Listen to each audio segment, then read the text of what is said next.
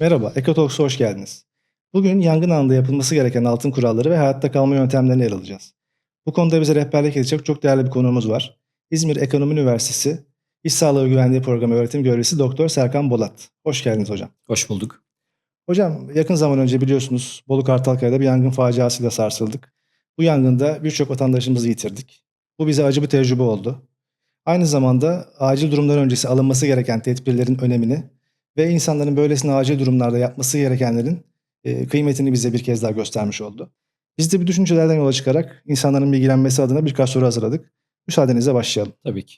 Hocam olası bir yangında bina içinde mahsur kalmamız halinde güvende kalmak için hangi altın kuralları uygulamalıyız? Yangın esnasında sakin kalmak çok önemlidir, çok değerlidir. Çünkü sakin kalabildiğimiz sürece sağlıklı bir şekilde düşünebiliyoruz ve bina tahliye planına uygun olarak aslında binayı terk edebiliyoruz. Hızlı bir şekilde 112 acil çağrı merkezini arayıp durumumuz hakkında bilgi aktarmamız lazım. Binada kaçıncı kattayız? Kimlerle birlikteyiz? Kaç kişiyiz? Sağlık durumumuz vesaire. Bunları da yetkililere aktarmak önemli olacaktır. Çünkü bu bilgiler arama kurtarma faaliyetlerinde çok önemli bilgiler olacaktır. Özellikle yangın butonu varsa, manuel ihbar yangın butonu varsa bulunduğumuz binada aktif hale getirerek binada bulunanları uyarabiliriz. Tahliye sürecini hızlandırmış oluruz.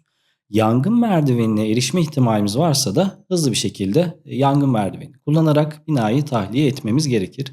Tahliye esnasında özellikle asansörler kesinlikle kullanılmaması gerekir ve önemli bir noktada tahliye ettiğimiz odaların kapılarını kapatmamız gerekir. Çünkü yangın esnasında oluşabilecek duman veya alevlerin diğer odalara geçişini bu şekilde zorlaştırabiliriz. Peki hocam yangın esnasında hangi belirtiler tehlike işarettir? Mesela bir kapının altından yoğun duman geliyorsa ya da kapı kolu çok sıcaksa ne yapmalıyız? Evet, önemli bir soru. Yangın esnasında karşımıza kapalı bir kapı geldi. Altından yoğun duman çıkışı gözlemliyoruz veya kapının yüzeyine dokunduk çok sıcak, koluna dokunduk çok sıcak. Kesinlikle açmamamız gerekir. Çünkü yangın özellikle korlaşma aşamasında yoğun dumanlar oluşmaya başlıyor, alev azalıyor, ısı çok yüksek. Biz kapıyı açtığımız takdirde içeriye yoğun miktarda hava girişine imkan sağlıyoruz. Dolayısıyla oksijen girişi sağlıyoruz. Alevler bir anda büyüyebilir. Yangın patlaması dediğimiz geri tepmeyle karşı karşıya kalabiliyoruz. Bu da bizim için ciddi tehlike oluşturabilir. Hocam son yangında özellikle insanlar üst katlarda mahsur kaldılar. Çıkış yolu bulamadılar. Eğer bundan sonraki herhangi bir felakette Allah korusun biz üst katlarda bu yangına yakalanırsak neler yapmalıyız? Eğer yangın merdivenine de ulaşım güçse, yoğun bir duman altındaysak en basit yoldan çıkış kapısına nasıl ilerlemeliyiz? Yangın esnasında tabii yoğun duman veya zehirli gazlarla karşı karşıya kalıyoruz. Bu zehirli gazlar ve dumanlar özellikle odanın tavanında birikmeye başlıyor.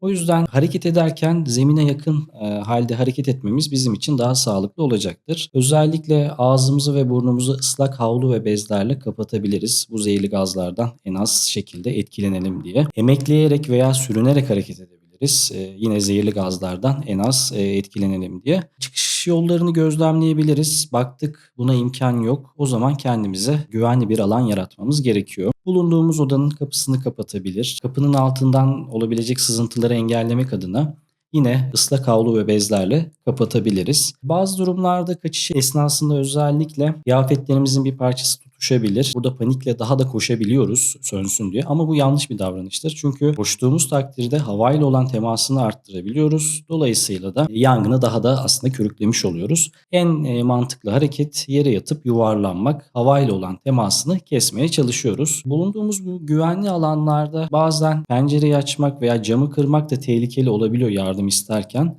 Çünkü içeriye hava girişi olduğu zaman özellikle ufak bir yanma vesaire varsa daha da artabilir.